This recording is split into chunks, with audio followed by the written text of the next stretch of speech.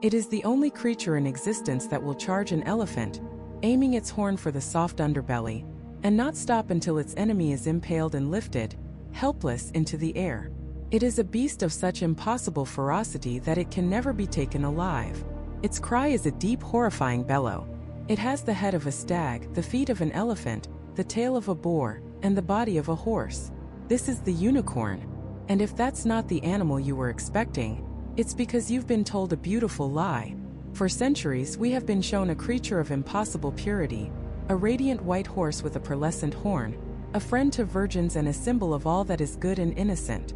It's the emblem of childhood fantasy, of glitter and rainbows. But the original unicorn, the beast described in ancient history, was not a symbol of purity. It was a symbol of raw, untamable power, a killer. So how did a creature of pure, untamable rage become a symbol of pure, untouchable innocence? How did this ferocious monster, born from a garbled description of a rhinoceros, transform into the most beloved mythical creature in the entire world? The answer is a story of mistranslation, political ambition, and a single fatal weakness that would change its identity forever. And it all begins not in a magical forest, but in the medical records of a Greek physician who was, by all accounts, a terrible historian. Our journey starts in the 5th century BC, in the opulent court of the Persian Empire. Here, a Greek doctor named Ctesias of Cnidus served as the personal physician to King Artaxerxes II. For 17 years, Ctesias lived in the heart of the empire, hearing incredible stories from travelers, soldiers, and diplomats who had journeyed to the farthest, most mysterious land known to them, India. Ctesias, fascinated, compiled these second-hand and third-hand accounts into a book he called Indica. It was a sensation. To the Greeks, India was a land of pure fantasy, and Indica was their first real glimpse.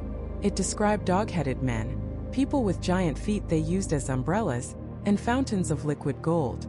It was a blend of bizarre gossip and genuine wonder, and buried within its pages was the first known Western description of a unicorn. But Ctesias never called it a unicorn. He called it a wild ass. He wrote that in India, there were wild asses the size of horses, with bodies that were pure white, heads that were dark red, and eyes of a deep, piercing blue. And on their forehead they had a single horn about 1.5 feet long. This horn was not just a weapon, it was a medical marvel.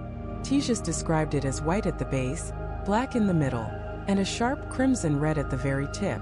According to the stories he heard, anyone who drank from this horn, whether from a cup carved from it or by scraping filings into a liquid, would be rendered immune to all poisons. They would also be cured of the sacred disease, what we now know as epilepsy, and be free from convulsions forever. This wasn't just a magical creature. It was a walking, breathing panacea, the ultimate antidote in a world where poison was a common tool of political assassination. Because of this incredible power, Ctesias wrote, the creature was almost impossible to hunt. He described it as exceedingly swift and powerful, so much so that no creature, neither horse nor any other, can overtake it. It was a solitary, aggressive animal that dwelled in the most remote plains of India. This description, penned by a physician in a foreign court who had never set foot in India, became the foundational document for the Western unicorn. But what was he actually describing? Historians believe Ctesias was creating a composite beast from garbled descriptions of several real animals. The size and speed of a wild ass, the bulk and single horn of the Indian rhinoceros, and perhaps the vibrant colors from ceremonial decorations on domesticated animals. The horn's magical properties were likely an embellishment, a tall tale spun for a captivated foreign doctor. Ctesias presented it all as fact, and for the next 400 years the world believed him. His wild ass of India was the unicorn, a fast, aggressive, and incredibly valuable creature. But it was about to get an upgrade in ferocity. Enter Pliny the Elder, a Roman author and naval commander with an insatiable curiosity. In the 1st century AD, Pliny set out to write the most ambitious encyclopedia the world had ever seen, Naturalis Historia, or natural history. He intended to compile all human knowledge about the natural world into one massive work. When it came to the strange beasts of India, he turned to the most famous source available, Ctesias. But Pliny wasn't just a compiler, he was a dramatist. He took the wild ass of India and twisted it into something far more monstrous. He gave it a new name, the Monoceros, meaning one-horned. Pliny's Monoceros was a terrifying hybrid. He wrote that it had the head of a stag, the feet of an elephant, the tail of a boar, and the body of a horse. Its horn was black, 2 cubits long, nearly 3 feet, and grew from the middle of its forehead. But the most important detail Pliny added was about its temperament. He wrote, "It makes a deep lowing sound and is a very fierce animal." And then the critical line that would echo for 1,000 years. It is said that it is impossible to capture one alive.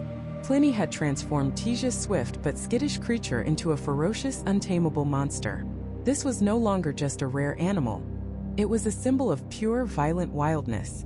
A beast that defied man. And it was this image, the monstrous, uncatchable Monoceros, that was about to accidentally wander into the most important book in Western history. Around 200 years before Pliny, in the city of Alexandria, a monumental task was underway. 72 Jewish scholars were translating the Hebrew Bible into Koine Greek, the common language of the Mediterranean. This translation, known as the Septuagint, would become the most influential version of the Old Testament for centuries, the one used by early Christians, including the apostles themselves. In the original Hebrew texts, there are 9 mentions of a powerful, horned animal called the reem. The reem was used as a metaphor for immense strength, wildness, and destructive power. In the book of Job, God asks Job, "Will the reem be willing to serve thee or abide by thy crib? Canst thou bind the reem with his band in the furrow?" The answer, of course, was no. The reem was the embodiment of untamable nature. Today, scholars are almost certain that the reem was the aurochs, a species of massive wild cattle, now extinct, that stood 6 feet tall at the shoulder with enormous, forward-curving horns. It was a truly fearsome beast. But the aurochs had long since vanished from the Middle East and Egypt by the time the scholars in Alexandria began their translation. They had never seen one. They were faced with a problem.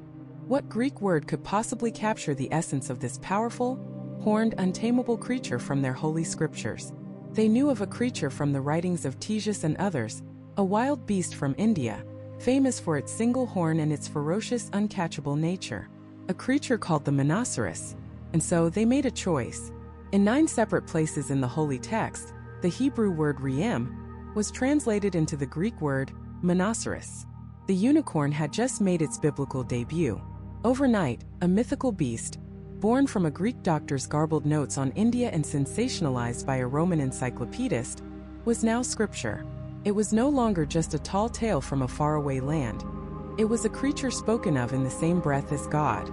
This single translation gave the unicorn a stamp of divine authenticity that would last for the next 1,500 years. It cemented the creature's reality in the mind of the Western world, but it also created a paradox. The Bible now contained a ferocious, elephant-killing monster that could never be captured alive.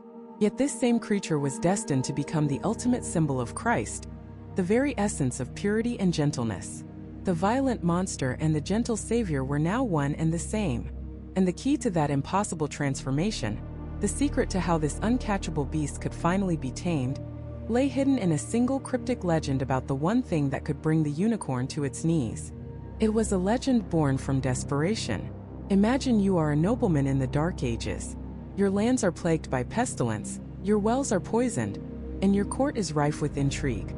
You hear whispers of a cure for all these ills, a single object of immense power, the horn of a unicorn, an alicorn, a spiraled shard of solidified moonlight that can render poison harmless, purify tainted water, and heal the sick. It's the ultimate panacea, a treasure more valuable than a mountain of gold. There's just one problem. You have to get it, and the unicorn cannot be caught. It is faster than any horse, more agile than any deer. It moves through the densest woods like a ghost, its white coat a fleeting specter in the gloom. It can sense a trap from a mile away. Its hearing so acute it can discern the beat of a frightened man's heart. Your finest hunters, men who can track a shadow across bare rock, return empty-handed, their hounds whimpering, their spirits broken. They speak of an animal that isn't an animal at all, but a force of nature, a living embodiment of the wild, untamable soul of the forest. It cannot be cornered, it cannot be outrun, and it cannot be deceived. So how do you hunt a creature that is the very essence of purity? How do you trap a being that can smell the slightest hint of corruption or ill intent on the wind? The answer, as the old legend goes, was as poetic as it was cruel. You don't fight purity with force. You don't fight it with cunning. You fight purity with purity. The hunters would seek out a young maiden, a virgin, whose innocence was beyond question. They would lead her deep into the unicorn's forest and leave her there, alone, seated at the foot of a great tree. She was the bait, a lure made not of meat or blood but of virtue. And then they would wait. The forest would fall silent. The hunters, hidden in the brush, would hold their breath. The maiden would sit, perhaps humming a quiet tune, her heart a calm pool in the midst of a tense and violent world. The legend says the unicorn, from its hidden glade, would sense her. It would not detect the scent of a trap or the metallic tang of ambition. It would only sense a kindred spirit, a presence as unsullied as its own. Cautiously, it would emerge from the trees, its horn glowing softly in the dappled light.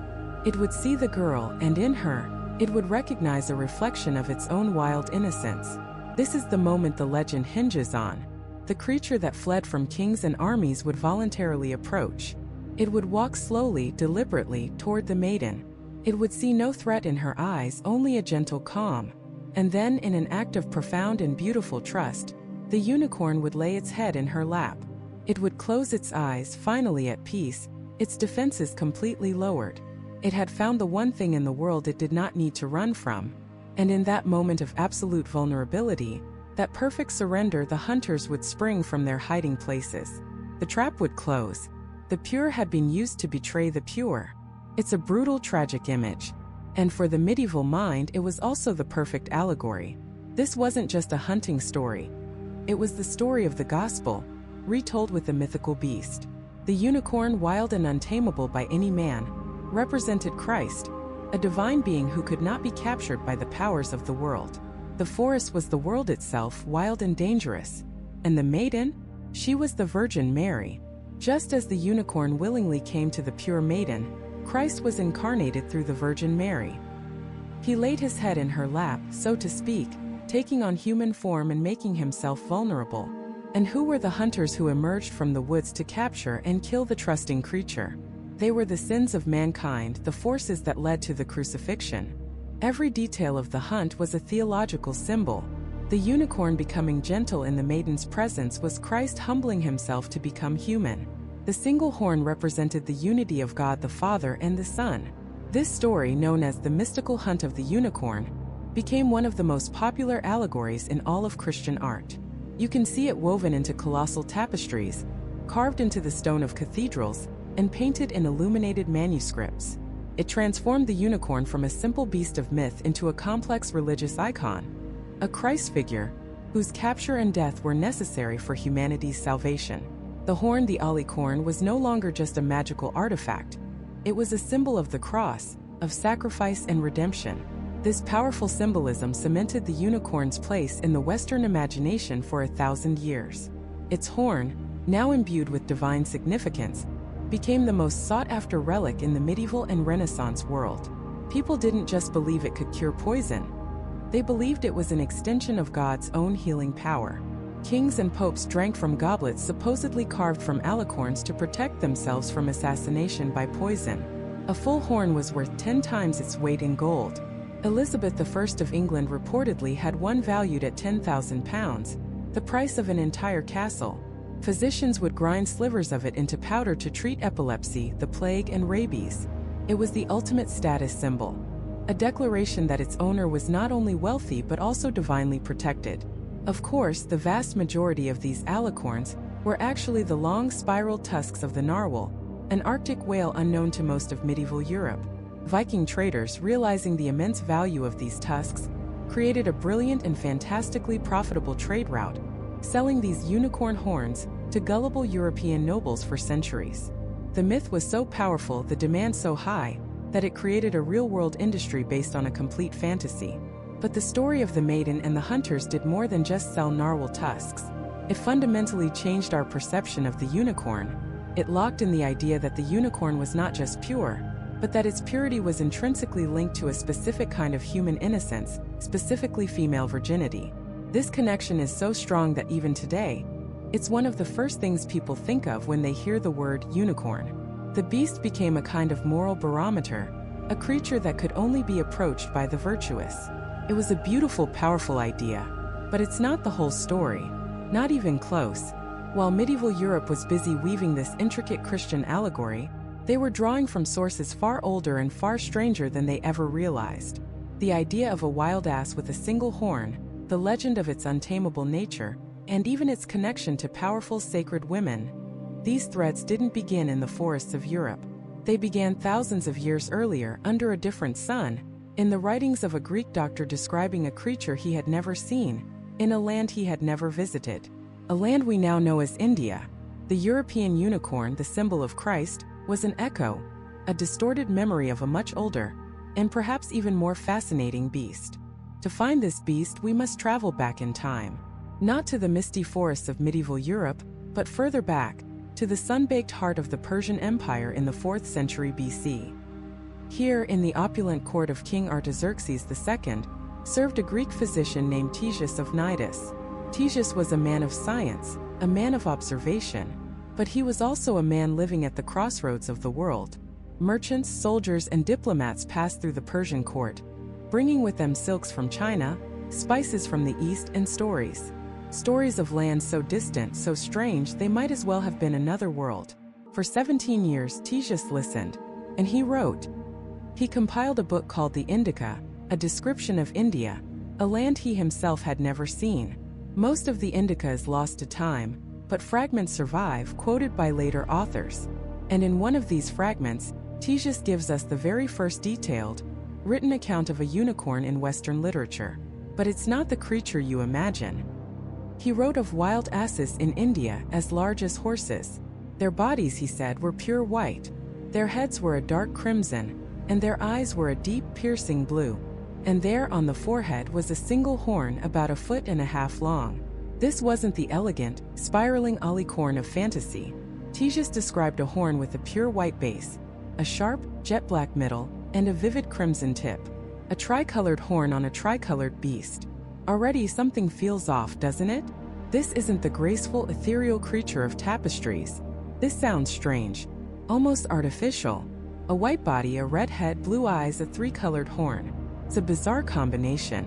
Skeptics, for centuries, have pointed to one obvious culprit for this description: the Indian rhinoceros. It's large, lives in India, and has a single horn on its head. Case closed, right? The unicorn was just a badly described rhino. But that's too simple. It's a lazy answer that misses the beautiful, messy truth of how myths are born. Ctesias was a doctor, a man of detail. Why would he get the color so spectacularly wrong? A rhino is gray, not white. Its head is not crimson. Its eyes are not blue. And its horn is a uniform dusky color, not a vibrant tricolor spear. Did the travelers lie to him? Was Ctesias just making it all up to sell books? The answer is likely far more fascinating. Ctesias wasn't just hearing stories about an animal. He was hearing stories about an object. A very real, very valuable object being traded along these ancient routes. A drinking cup, carved from a rhino horn. Think about it. The horn Ctesias describes, white at the base, black in the middle, red at the tip, sounds less like a natural animal part and more like a crafted, decorated artifact. An item that has been polished, painted, and imbued with significance. And this is where the magic enters the story. Ctesias goes on to say that anyone who drinks from one of these horns, whether wine or water, is protected. They are cured of all diseases, safe from convulsions, and immune to any poison. This is it. This is the origin point. The very first mention of the unicorn horn's magical, purifying properties. But the magic isn't from a mythical beast. The belief was attached to a real-world object, the horn of a rhinoceros, which was being sold and traded as a powerful antidote. The merchants selling these cups would have every reason to embellish their origins, to invent a fantastical creature to make their wares seem even more valuable and mystic. Ctesias, the doctor, never saw the wild ass. He likely saw, or at least heard detailed descriptions of, one of these incredible cups. A real object, surrounded by a cloud of legendary marketing. He recorded the marketing as fact. And in doing so, he accidentally created a legend. This single second-hand account became the bedrock. The Roman naturalist Pliny the Elder, writing centuries later, repeated Ctesias' story, adding his own details. He described a ferocious beast from India called the Rhinoceros. It had the head of a stag, the feet of an elephant, the tail of a boar, and the body of a horse. It made a deep, bellowing sound and had a single black horn 2 cubits long in the middle of its forehead. He declared that it was impossible to capture alive. Notice what's happening. The story is evolving. It's a game of telephone played across generations and empires. Pliny's Monoceros is a chimera, a monstrous mashup of different animals. The simple, if strangely colored, wild ass of Ctesias is becoming more complex, more ferocious, more monstrous. The purity is not yet a factor. The dominant traits are power, wildness, and the magical poison-curing horn. And this idea wasn't just in Greece and Rome. The stories Ctesias heard were themselves echoes of even older beliefs. As the tale of the one-horned Indian beast spread, it merged with a parallel legend in the lands of Persia and Arabia, the fearsome Carcharodon. The Carcharodon was a creature of terrifying might. Descriptions paint a picture of an animal so violent and territorial that it would not suffer any other creature near it, not even its own kind. It was said that the Carcharodon could charge an elephant, impale it on its horn, and lift the massive animal clear off the ground. But the victory was often a hollow one, as the elephant's fat would melt in the sun, run down the horn, and drip into the Carcharodon's eyes, blinding it and leaving it to die. The Carcharodon was a symbol of raw, untamable power and fierce solitude. Its horn was also believed to have magical properties. A cup made from it would sweat or change color in the presence of poison. But there was no gentleness here. This was not a creature a maiden could tame. This was a force of nature, a killer of giants. So now we have 2 distinct streams of legend flowing from the same source. In the West, thanks to Ctesias and Pliny, we have the Monoceros, a strange, powerful beast from India whose horn is an antidote. In the East, we have the Carcharodon, a solitary elephant-fighting terror. Both are likely inspired by the Indian rhinoceros, but they have been filtered through the fears and imaginations of different cultures. They are both powerful. They are both magical. They are both impossible to capture. But neither of them is pure. Neither of them is a friend to virgins or a symbol of divine innocence. The creature that will eventually become our unicorn is, at this point in its history, a violent, multicolored monster. It's a medical marvel wrapped in a traveler's tale, a beast of brutal strength and solitude. The white, graceful creature of light has not yet been born. The story is missing its most crucial, most transformative element. The journey from a misidentified rhino in India, to a poison-curing artifact in Persia, to a monstrous chimera in Rome is only the first part of its evolution. The raw materials are there. The single horn, the magic, the untamable spirit. But the soul of the creature we know is absent.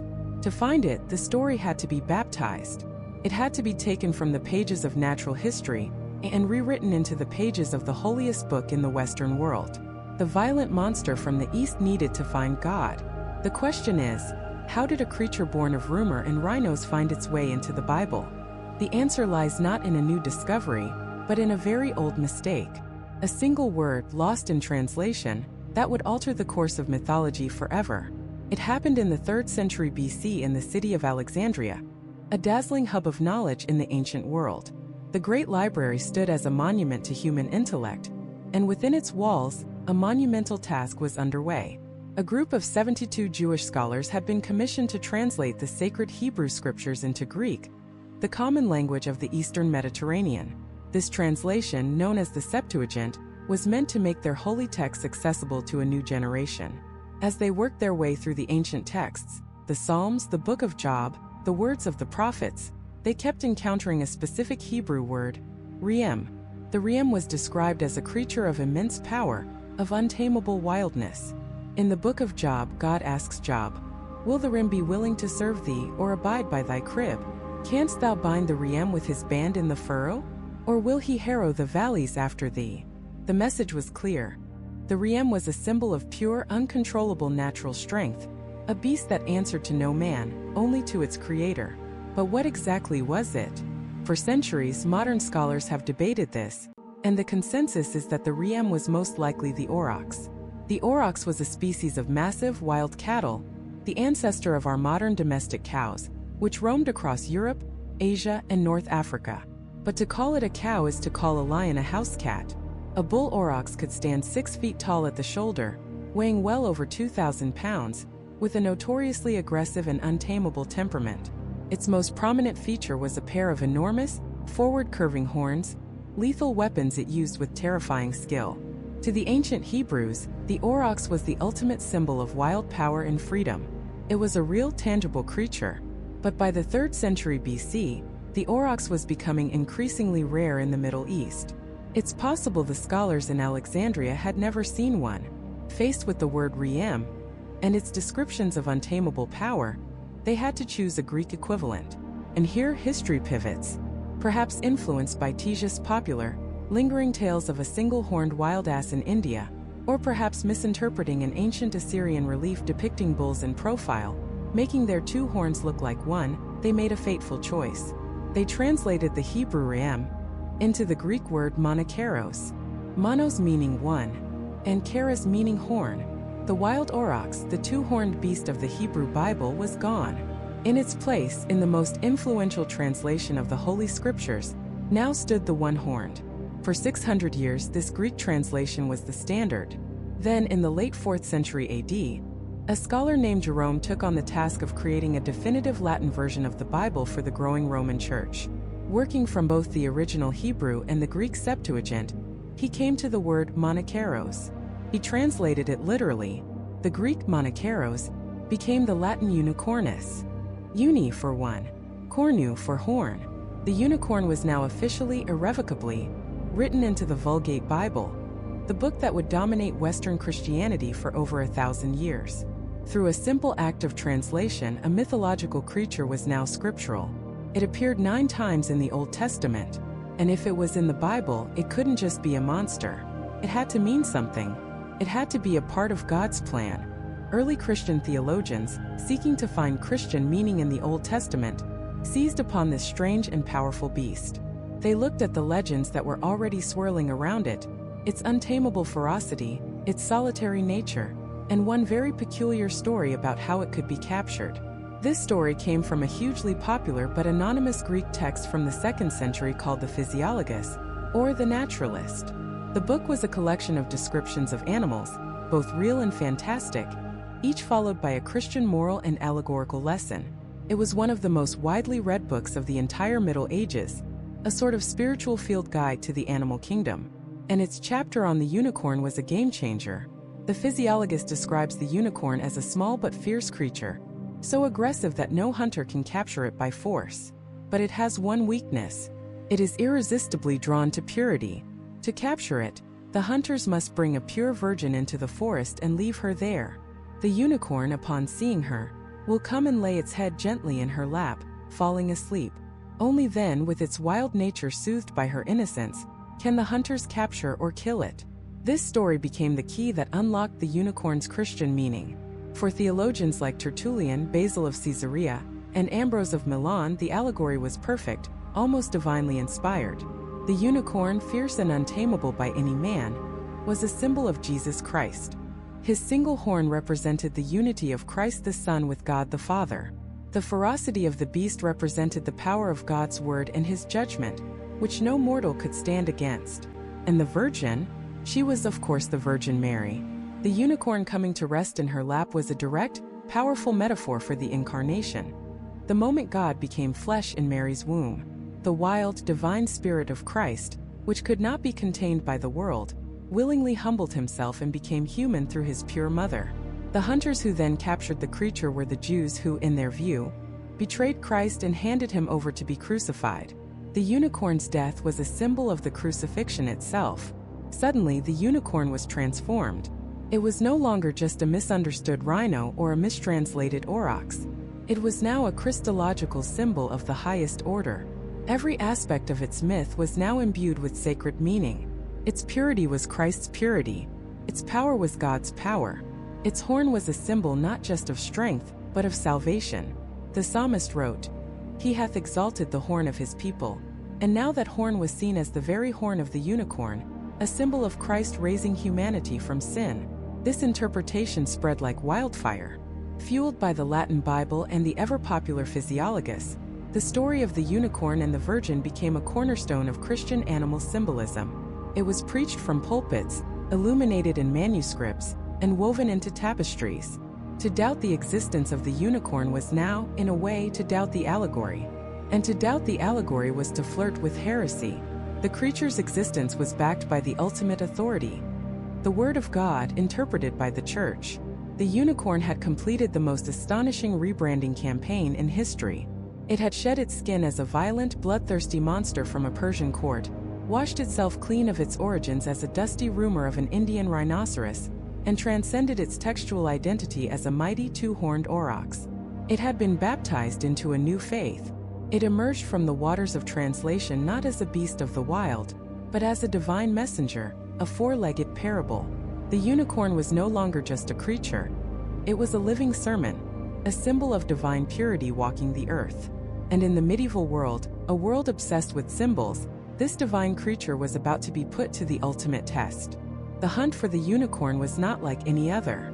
You couldn't track it with hounds alone. Its hooves left no scent. You couldn't outrun it. It was faster than any horse. And you couldn't corner it.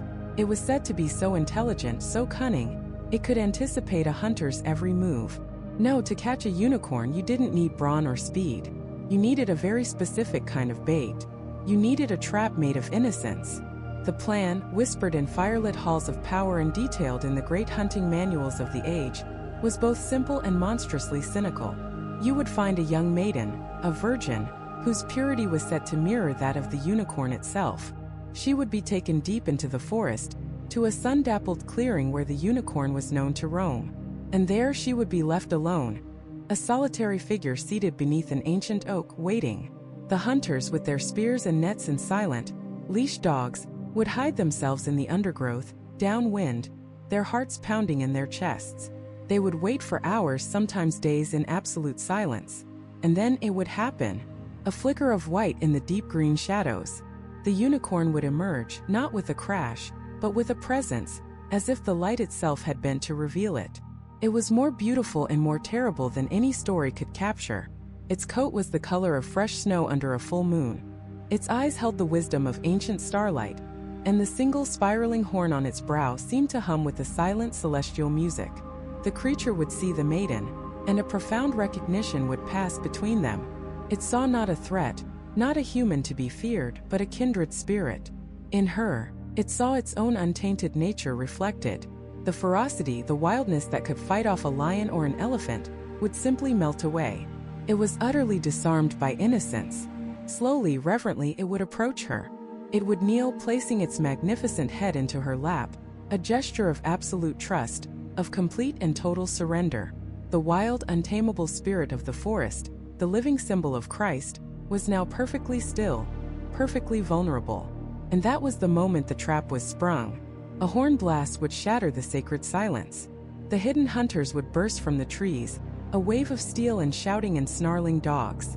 The unicorn, betrayed, would leap to its feet, but it was too late. The maiden, often screaming in terror or complicity, would be pulled away. The nets would fly, the spears would be thrown. The purest creature in all of mythology, lured in by the one thing it could not resist, would be brought down by the very creatures it had chosen to trust. The blood on the snow-white coat was a stain not just on the animal, but on the soul of humanity itself. It was the ultimate betrayal. Innocence used as a weapon to destroy innocence. But for the hunters and the noblemen who paid them, this was no tragedy. It was a triumph, because they hadn't just killed a magnificent beast. They had harvested the most valuable substance on the known earth. They had claimed the alicorn. The horn of the unicorn was a treasure beyond measure, worth more than 10 times its weight in gold. Kings and emperors would bankrupt their treasuries to obtain even a small piece of it. Why? Because the alicorn was believed to hold the very essence of the unicorn's purity, and that purity had a practical, life-saving power. It was the ultimate antidote. In a world where poison was the preferred tool of political rivals and jealous spouses, the alicorn was the ultimate insurance policy. A king would never drink from a goblet unless it was first stirred with a unicorn horn. It was said that if the drink contained poison, the horn would begin to sweat, or the liquid itself would bubble and smoke, neutralizing the threat. Entire royal dinner services were carved from what was believed to be unicorn horn, creating elaborate, poison-proof tableware for the paranoid elite. The horn was ground into a fine, shimmering powder called licorn, the most precious and sought-after medicine in the medieval pharmacopoeia. It was prescribed for everything. Did you have epilepsy? A dose of alicorn. Bitten by a rabid dog? Alicorn. Were you terrified of the Black Death, the plague that was wiping out a third of Europe? The only surefire prevention, apothecaries claimed, was a daily dose of powdered unicorn horn. It was a panacea, a cure-all, the physical manifestation of divine healing power. This incredible demand created a global market, and with it, a thriving industry of fraud. The simple fact was, there weren't enough real unicorns to go around, but there were other animals with horns. Merchants from Venice and Genoa, masters of the trade routes, began sourcing a particular item from the icy waters of the North Atlantic. Long white, perfectly spiraled tusks, sometimes reaching 9 feet in length. They were the teeth of the narwhal, the unicorn of the sea, and they were passed off to unsuspecting nobles and bishops as the genuine article. Horns from the Arabian oryx, a type of antelope, were bound together at the base on a live animal, forcing them to grow into a single fused horn. Rhinoceros horns were carved and polished.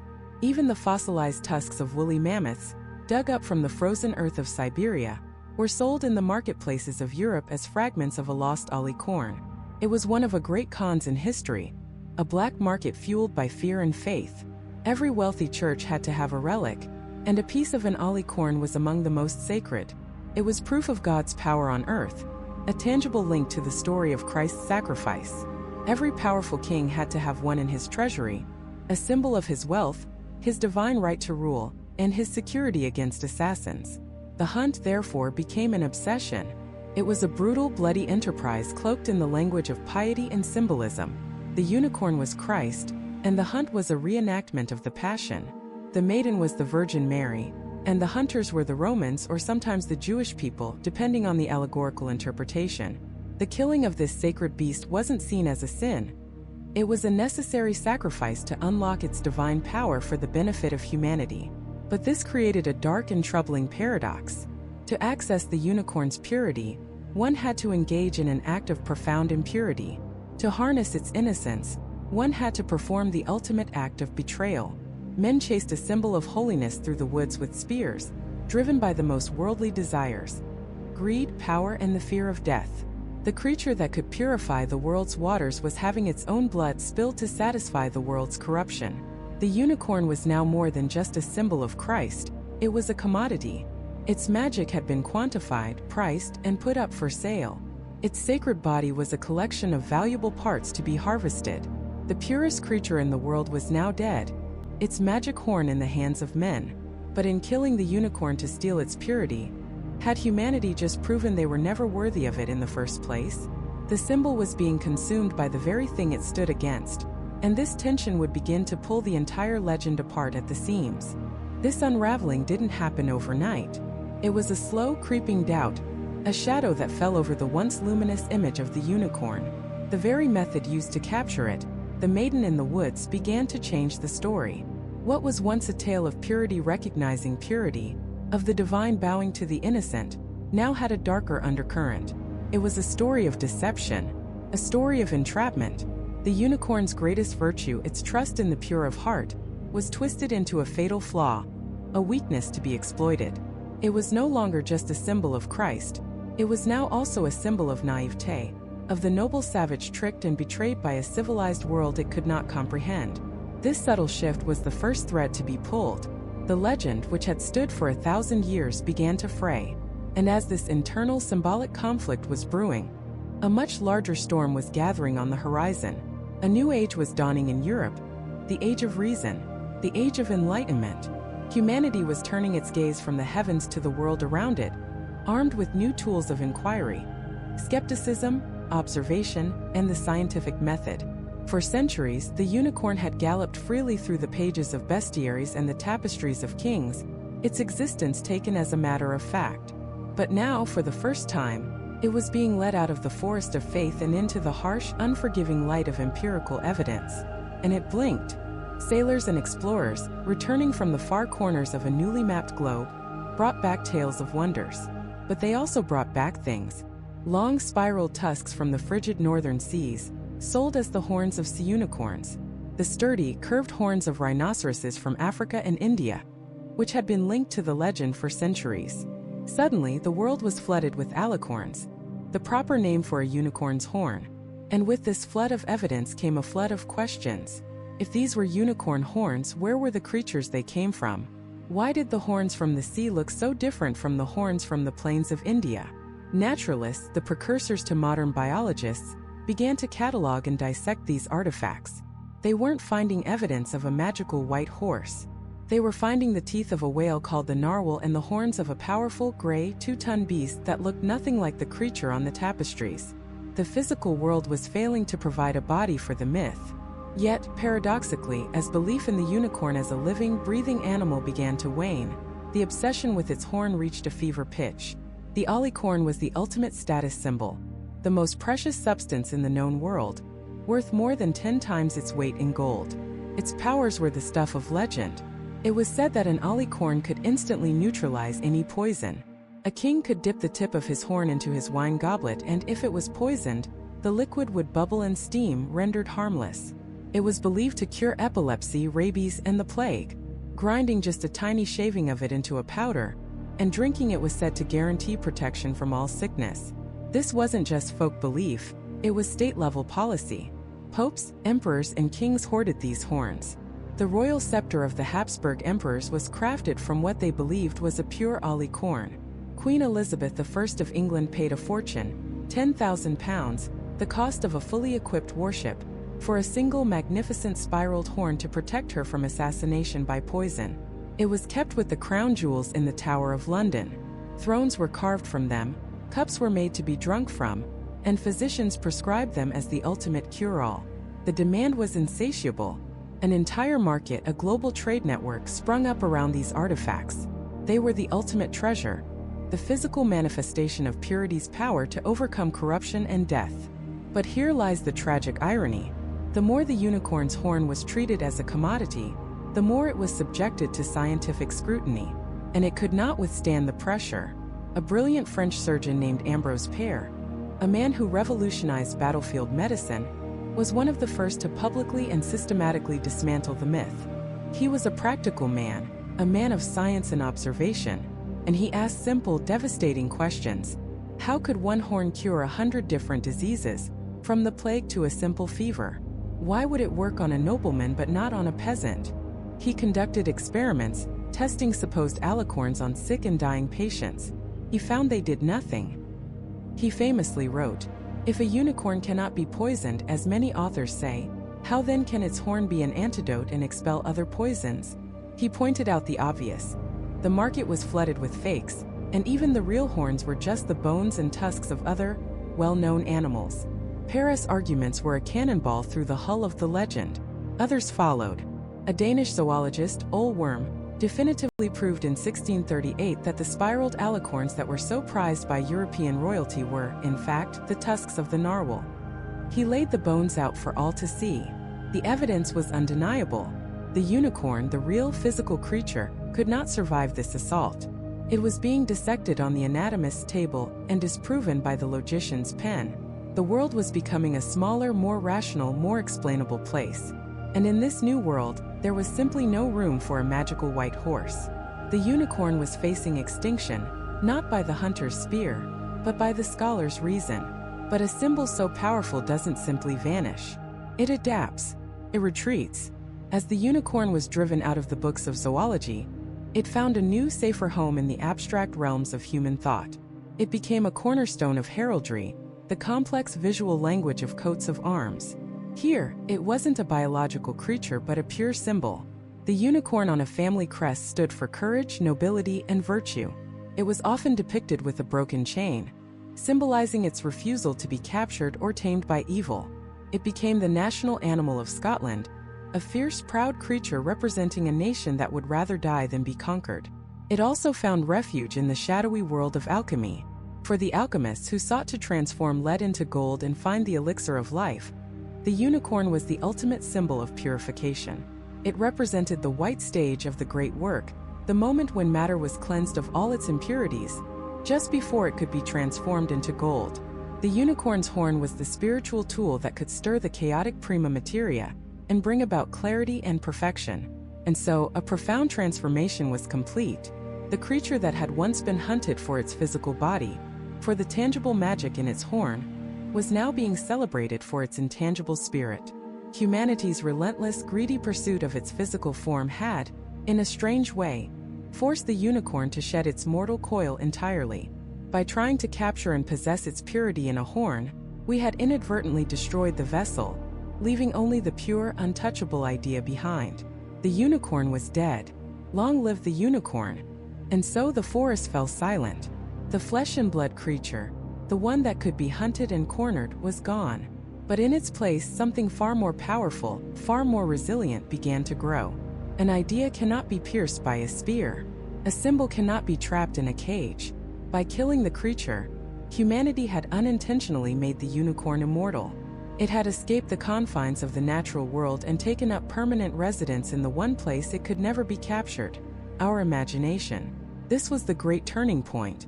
The unicorn story ceased to be one of natural history and became one of allegory. It ascended from the pages of bestiaries into the woven threads of magnificent tapestries and the ink of transcendent poetry. It became a mirror reflecting not the world as it was, but as we wished it could be, a world of purity, nobility, and incorruptible grace. And nowhere is this transformation more breathtakingly illustrated than in the set of 7 tapestries known as The Hunt of the Unicorn. Woven in the late 15th century, these masterpieces are not a record of a hunt, they are a visual sermon. Step into the world of these threads, and you see a story unfold that would have been intimately familiar to the medieval mind. The hunt begins not with a roar, but with a quiet dignity. Noblemen and hounds track the creature, but the unicorn itself seems almost aware of its destiny. It's not just an animal fleeing for its life. It's a participant in a grand preordained drama. We see it purifying a stream with its horn, an act of selfless magic, providing clean water for the other animals even as its own life is in peril. This is not the act of a beast, it is the act of a savior. The allegory deepens with every panel. The hunters, representing mankind, relentlessly pursue this embodiment of purity. And how is it finally captured? Just as the old legends foretold, it is lured into the open by a virgin, a maiden sitting peacefully in a walled garden. The unicorn, fierce and untamable to all others, approaches her with absolute trust. It lays its head in her lap, surrendering its wildness, its power, its very life, to this symbol of innocence. It is a moment of profound and tragic beauty. And then the betrayal. The hunters, who could never conquer the unicorn through force, exploit its virtue. They rush in and strike it down. The unicorn is killed, its body carried back to the castle in a scene of somber triumph. But the story doesn't end there. In the final, most famous tapestry, we see the impossible. The unicorn is alive. It is shown resurrected, enclosed in a small circular fence under a pomegranate tree. It is tethered by a delicate golden chain to the tree, but the chain is loose. The fence is low, could easily escape, but it doesn't. It sits serene and content, forever alive, forever pure, but now contained within a paradise of our own making. The wounds of the hunt are still visible on its back, but they no longer bleed. Instead, they drip juice from the pomegranates above, a symbol of fertility and resurrection. The message was unmistakable. The unicorn was Christ, hunted by humanity, betrayed, sacrificed, and ultimately resurrected to offer eternal life. The tapestries were a Bible woven in wool and silk, transforming the unicorn from a zoological curiosity into the ultimate symbol of Christian faith and sacrifice. This allegorical power rippled through the culture of the Renaissance. Leonardo da Vinci, a man of science and art, wrote of the unicorn in his own bestiary. He was fascinated by the method of its capture, noting its intemperance and love for fair maidens, which caused it to forget its fierceness and wildness and fall asleep in her lap, allowing the hunter to capture it. For Da Vinci, it was a lesson in how virtue could be a vulnerability, how the purest things are often the most easily betrayed. Literature, too, embraced the unicorn not as a creature but as a concept. Shakespeare mentions the unicorn in his plays, not as something one might encounter in the woods, but as a known quantity in the landscape of myth. In Julius Caesar, Decius Brutus boasts that he can flatter Caesar, comparing him to a unicorn being beguiled. "For I can give his humor the true bent," he says, "and I will bring him to the Capitol." He implies that just as a unicorn can be tricked by its own nature, so can a great man be undone by his own pride. The unicorn was now a metaphor, a piece of cultural shorthand for something noble yet fatally naive. But as the unicorn soared to new heights in the world of art and ideas, a shadow was growing in the world of science and exploration. The age of discovery was dawning. Ships were charting unknown seas, and explorers were returning with tales of creatures far stranger than any unicorn. Yet, they never returned with the creature itself. There were no hides, no bones, no credible sightings. For centuries, the unicorn's horn, the alicorn, had been one of the most precious substances on Earth, a treasure for kings and popes, believed to cure disease and neutralize poison. But now these horns were being seen at their source. Danish naturalist Ole Worm, a pioneer of empirical science, delivered a critical blow in 1638. He had studied the long spiral tusks that were being brought back from the Arctic seas. They didn't come from a horse-like creature on land, but from a whale, the narwhal. He conclusively proved that the legendary alicorn was, in most cases, the tusk of a sea creature. The foundation of the unicorn's physical evidence began to crumble. The magical horns that had adorned royal treasuries for centuries were suddenly recontextualized. They were still magnificent, still rare, but they were no longer proof of a magical horse. They were proof of a magnificent whale. This was the final nail in the coffin of the physical unicorn. Science, with its cold, hard demand for evidence, could find no room for it. The creature was relegated to the realm of fantasy and folklore, a beautiful mistake. But this demotion was actually its greatest liberation. Freed from the burden of proof, from the need to exist in the grubby physical world, the unicorn could become anything we needed it to be. It was no longer an animal. It was an ideal. It was the embodiment of the impossible, the symbol of that which is so rare and beautiful it might as well not exist. To chase unicorns became a phrase for pursuing a hopeless, idealistic dream. In philosophy, it became a classic example in discussions of existence. Does a unicorn exist? Well, no, not in a stable. But it exists as a concept, a universally understood idea. It has a conceptual reality that is, in many ways, more enduring than a biological one. No one hunts narwhals anymore for their unicorn horns, but the idea of the unicorn, the pure, the noble, the untamable, is still hunted in our hearts and minds. The unicorn had completed its transfiguration. It had died as a beast only to be reborn as a spirit, a ghost in the machine of human imagination. It no longer needed forests to roam in, because it now had the infinite landscape of the human soul. It was pure potential, an empty vessel of symbolism waiting to be filled by the dreams and desires of a new world. The age of faith and allegory had given it a soul. The age of science had set it free from its body. And now, untethered from both biology and theology, the unicorn was adrift, waiting for the modern world to find it, and to reshape it into something its medieval creators could never have possibly imagined.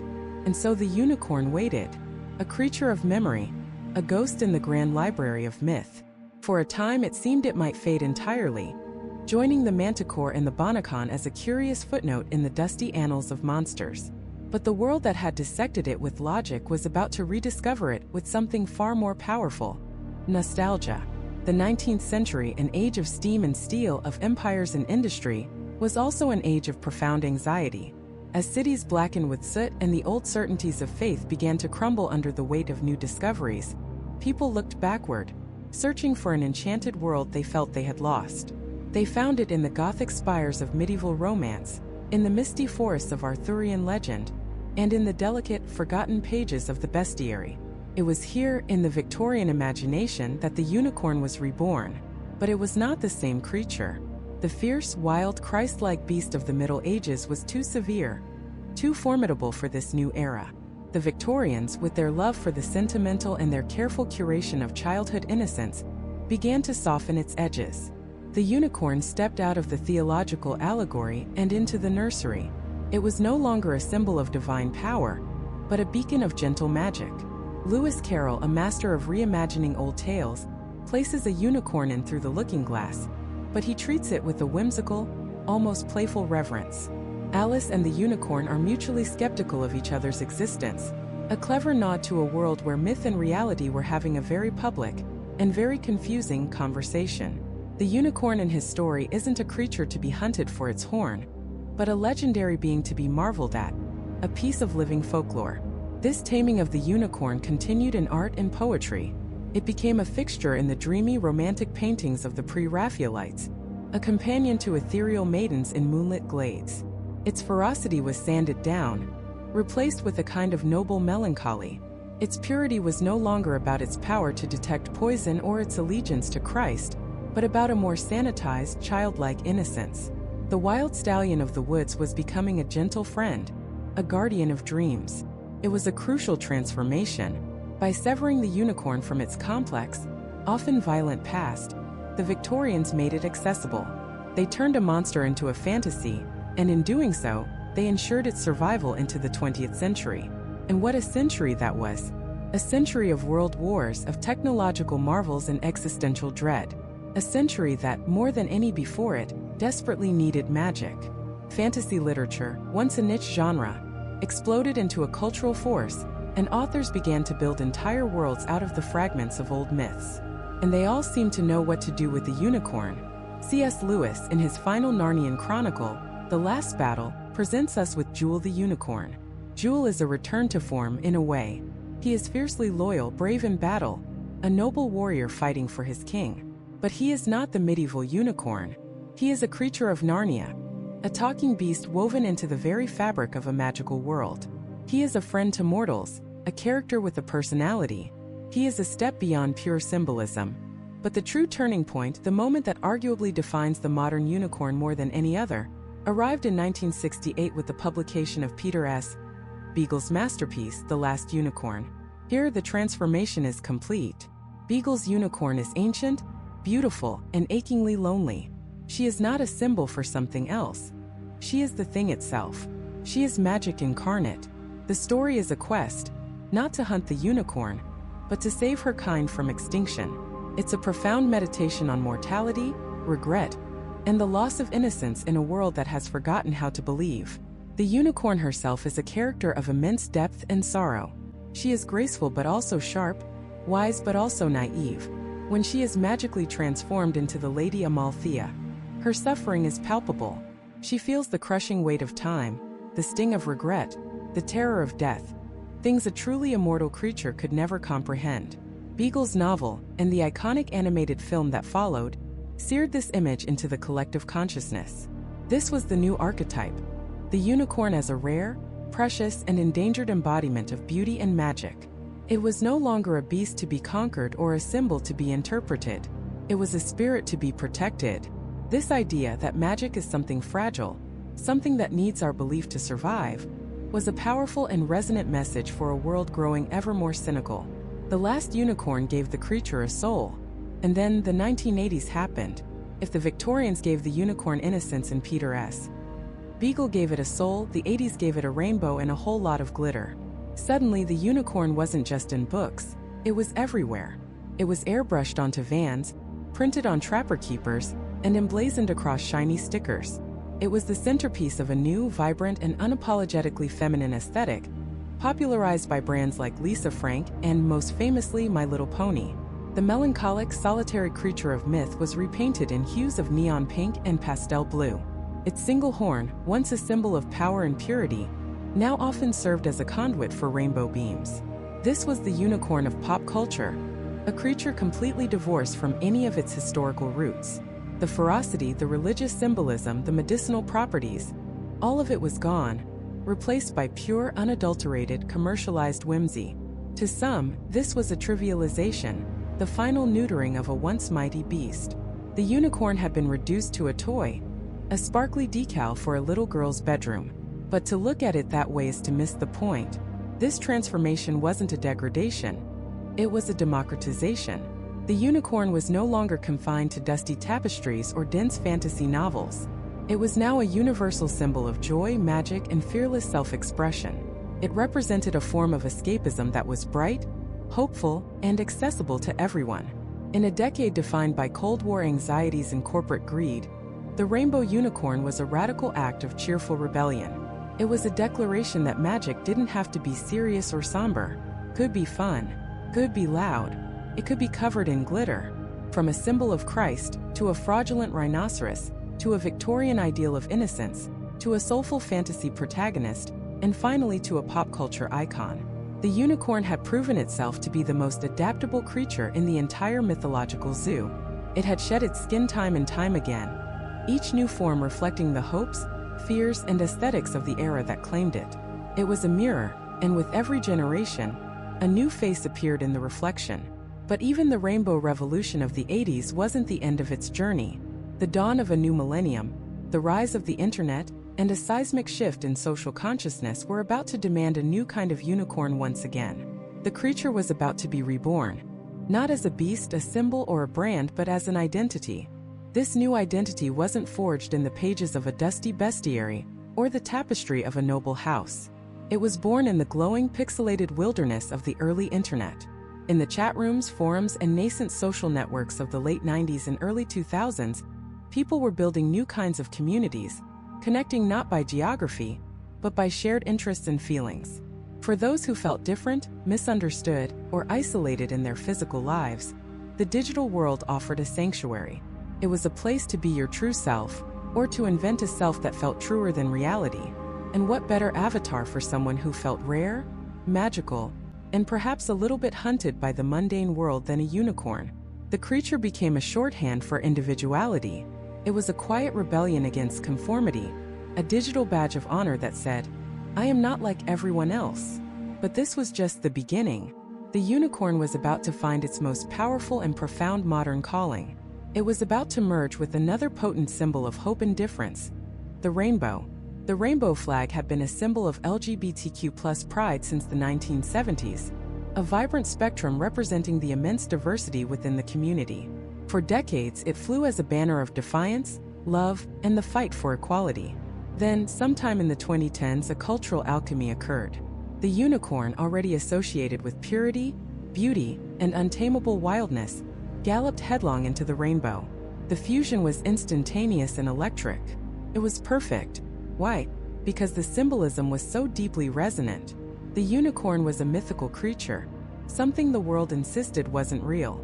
For so many in the queer community, this mirrored their own experience of being told their identities weren't valid, that their love wasn't real, that they were just going through a phase. To embrace the unicorn was to embrace the magical, the unbelievable, the thing that society tried to dismiss. It was a way of saying, "You say I'm not real? Fine. I'm a unicorn. I'm more fabulous than you can possibly imagine." The rainbow unicorn became an icon of queer joy. It wasn't just about the struggle, it was about the celebration. It embodied a fierce, glitter-drenched, unapologetic pride. It was a symbol of self-acceptance, of finding the magic within yourself, especially when the world tries to tell you there is none. The unicorn, for centuries a symbol of a purity defined by others, of chastity, of Christian allegory, was now reclaimed. Its purity was redefined as the purity of being true to oneself. Its wildness was the freedom to love who you love. Its single horn was no longer just a weapon against evil, but a beacon of singular, unique identity. This transformation propelled the unicorn into the stratosphere of 21st century culture. And as its symbolic power grew, the word itself began to change, to multiply, to colonize new corners of our language. Suddenly, unicorn wasn't just a noun for a mythical horse. It became an adjective, a concept, a coveted status. In the hyper-competitive, venture capital-fueled world of Silicon Valley, a unicorn became a startup company valued at over $1 billion. The term, coined in 2013, perfectly captured the rarity and almost mythical status of such a company. Just like the unicorns of old, these businesses were elusive, incredibly valuable, and everyone wanted to capture one. The quest for the unicorn was no longer a hunt through an enchanted forest. It was a frantic search for the next disruptive app or revolutionary tech platform. The creature of myth was now a metric of market capitalization. The word shapeshifted again in the complex landscape of modern relationships. In the world of polyamory, a unicorn came to describe a specific and often sought-after individual. A bisexual woman willing to join an existing male-female couple. Like the mythical beast, this person was seen as rare, beautiful, and the perfect, almost magical solution to a couple's desires. The term itself is controversial within the community, with some feeling it objectifies the person it describes, turning them into a fantasy to be acquired rather than a partner to be respected. But its very existence shows how deeply the idea of the unicorn, as the rare, perfect and almost unattainable prize, is embedded in our collective psyche. From the boardroom to the bedroom, the unicorn was everywhere. It had become a cultural phenomenon, and with that came the inevitable explosion of commercialization, a tidal wave of glitter and pastel that dwarfed even the Lisa Frank era. The 2010s was the decade of the unicorn. You could eat unicorn toast, drink unicorn lattes, wear unicorn makeup, and float on unicorn pool toys. The aesthetic was specific, less of the noble white beast of lore and more of a psychedelic, rainbow-maned, glitter-hoofed creature of pure fantasy. The absolute peak of this trend, the moment the unicorn truly jumped the shark, was in April 2017. Starbucks, the global behemoth of corporate coffee, released the Unicorn Frappuccino. It was a sour, sweet, color-changing concoction of pink and blue, designed explicitly for one purpose: to be posted on Instagram. For 5 days, it was a cultural obsession. It was a viral sensation, a meme, a subject of endless news articles and think pieces. It was also, by most accounts, borderline undrinkable. But that didn't matter. The Unicorn Frappuccino wasn't a beverage. It was an experience. It was the ultimate symbol of the unicorn's complete absorption into the mainstream. The creature had become a flavor, commodity, a marketing strategy, and this created a fascinating paradox. How could the unicorn simultaneously be a deeply personal and powerful symbol of identity for marginalized communities, and also a cheap, mass-produced marketing gimmick to sell sugary drinks and sparkly phone cases? This is the central tension of the modern unicorn. It lives a double life. On one hand, it is a radical emblem of queer pride and unique identity. On the other, it's a victim of its own success, co-opted by capitalism and churned into a harmless, family-friendly, and infinitely marketable trend. Some saw this as a trivialization, a pinkwashing of a potent symbol, draining it of its rebellious power. They argued that when a corporation can sell you a unicorn product, the magic is gone. But others saw it differently. Perhaps the unicorn's complete saturation of pop culture was a victory.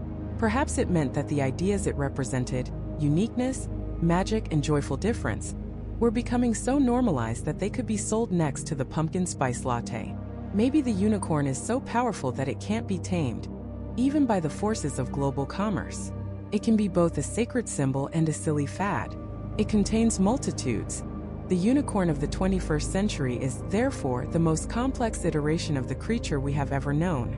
It is a mirror held up to our modern anxieties and aspirations.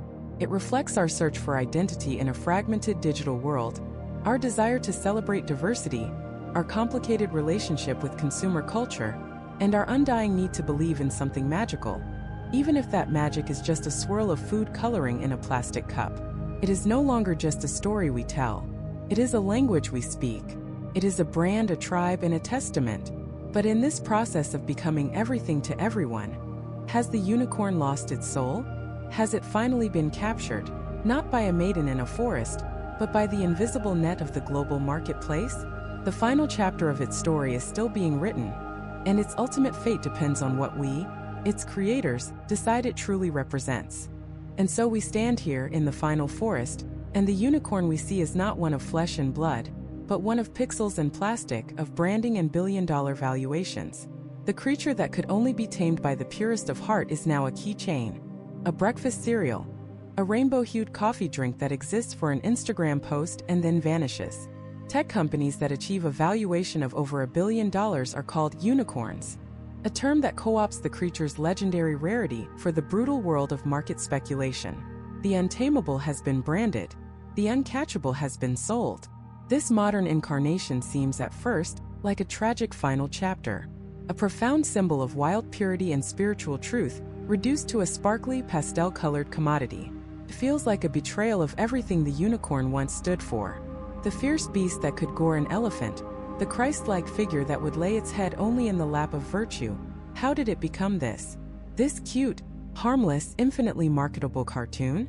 Has the magic been bleached out, replaced by the saccharine sweet of mass production? Perhaps. But perhaps we are asking the wrong question. The question isn't just what has been done to the unicorn, it's why we are the ones doing it. Why, in our hyper-rational, scientific, and often cynical age, are we so utterly obsessed with it? The truth is, we have never needed the unicorn more. We live in a world that feels increasingly toxic. Our rivers, our politics, our social media feeds, they all feel poisoned. And what was the unicorn's most ancient and enduring power? The alicorn, the horn that could dip into any contaminated water and render it pure. We no longer believe a physical horn can cure physical poison, but we are desperate for something to cure our spiritual and cultural poisons. We plaster the unicorn on our children's backpacks and our coffee mugs not as a sign of sophisticated belief, but as a desperate talisman. It is a symbol of hope against a tide of cynicism. It is a small glittering act of rebellion that says, I still choose to believe in something pure, something good, something magical, even if the world tells me I'm a fool for it. And in this, the unicorn has been reclaimed. It has been rescued from the boardrooms and marketing meetings by those who need its magic most. Look at its adoption by the LGBTQ+ community. The rainbow unicorn is not just a whimsical fancy. It is a profound symbol of pride. To be a unicorn is to be rare, to be magical, to be something that the mundane world said could not possibly exist, and yet here you are. It's a declaration of one's own unique and beautiful nature. In this context, the unicorn is not tame at all. It is fierce. It is a symbol of survival, of identity, of the defiant magic of being oneself in a world that often demands conformity. It has once again become a protector of the innocent and a champion for those who are pure of heart. The unicorn's journey has always been one of transformation, mirroring our own. It began as a report of a real-world animal, a beast of ferocious strength and independence, living at the known edges of the world. Then, as the world became more mapped and understood, the unicorn retreated from the physical realm into the spiritual.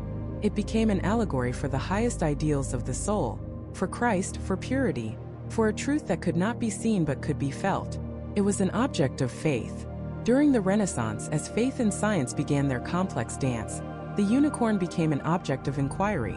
Its horn was studied, debated, and collected, a creature caught between the worlds of myth and medicine. And now, in our age of information and commerce, it has become an idea, a brand, a symbol so potent it can be attached to anything to imbue it with a sense of rarity and wonder. Each era gets the unicorn it needs, or perhaps the unicorn it deserves. The ancients needed a symbol of the wild, untamable world beyond their borders. The medieval church needed a symbol of spiritual purity and sacrifice. The Renaissance needed a puzzle that challenged its new ways of knowing. And we need a symbol of hope. We need a reminder of the magic we've lost, or fear we are losing. We live in a world stripped of its mysteries. We have satellite maps of every inch of the globe. We have sequenced the genome and smashed the atom. There are no more dragons in the unexplored corners of the map, because there are no more unexplored corners. And so, we cling to the unicorn. It is the last bastion of the truly unknown. It is our connection to a world where not everything can be explained, quantified, and monetized. It is the embodiment of the idea that there is still wonder left, that some things are and should be beyond our grasp. Think about the classic hunt. The unicorn can only be approached by a pure maiden. In our modern world, who is that maiden? It is not a literal person. The maiden is the part of ourselves that remains innocent, the part that can still look at the world with wonder, unburdened by cynicism. The unicorn will not come to the jaded, the transactional, the person who sees it only as an asset to be captured. It comes to the part of our collective consciousness that is still pure enough to believe in it. That is why children love unicorns so instinctively. They haven't yet been told that magic isn't real. The unicorn, in the end, was never truly about a horse with a horn. It was about what that horn represented. A single point of absolute purity. A single, focused, and uncorruptible truth in a messy and complicated world. It represents the idea that within each of us, and within the world itself, there is a core of goodness. A core of wild, untamable spirit that cannot be bought, sold, or broken. The story of the unicorn is the story of our centuries-long quest to find that core. We have hunted it through ancient texts, through medieval forests, through alchemical labs, and now through the digital marketplace. But we have been looking in the wrong place. The unicorn was never out there. It was never in India or Ethiopia or some forgotten European wood. Its true habitat, its only habitat, has always been the human imagination. It is a creature made of our own deepest yearnings. It is the embodiment of our hope for purity in a fallen world. The unicorn is the purest creature in all of mythology, not because of its white coat or its magical horn, but because it is a pure idea. It has survived for 2.5 millennia.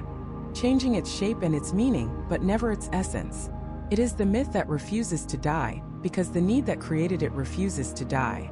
The need to believe that something somewhere is still sacred, that something is still wild, that something is still pure. As long as we feel that need, we will continue to tell its story. We will continue to see it, just at the edge of our vision, disappearing into the trees. It has not been captured by the global marketplace.